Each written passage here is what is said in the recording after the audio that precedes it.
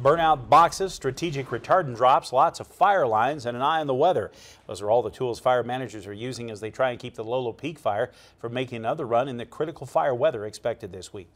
Over the past month, the Lolo Peak Fire has gotten a reputation with its volcanic-like bursts of smoke, flame, and ash. Perfectly positioned to be fanned by the incoming weather moving into west central Montana, the fire keeps flaring up. That was true again Monday when it hit the highest level on the Haynes Index, which helps track fire behavior. That's that unstable air mass, that chimney effect. Like if you had put a fire in your fireplace and you opened up the flue all the way, all that heat was going straight up. Firefighters are trying to counter the low humidity, high temps, dry thunderstorms, and gusty winds with more burnout operations, stretching south from One Horse Creek, where the fire wants to cross the canyon and move into Sweeney Creek. The main thing is trying to pretty much build a bunch of links, just like links in a chain, of burnout units from the mouth of One Horse Creek all the way down to the old fire scar from, I think it's 2009 in the Kootenai Creek fire. So we're trying to be strategic, get ahead of the game, so we don't have to worry about what happens if it gets a run on us and we don't have anything prepared to catch that thing.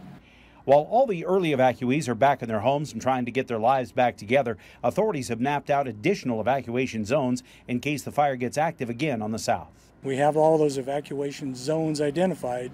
We've identified some more of them south of Florence, some additional ones.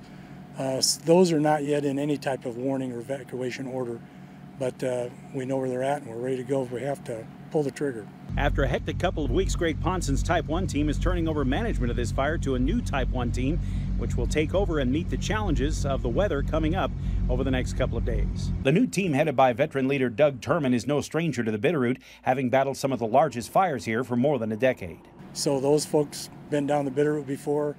They've been here. They know the country. They know the fire departments and the sheriff's departments just like us. So that's probably the best case scenario for a team in the country that could take over from us. On the latest maps, the Lolo Peak Fire, as of tonight, has burned 39,000 acres, is 31% contained, and is likely the most expensive fire in Montana's history at more than $32 million and climbing.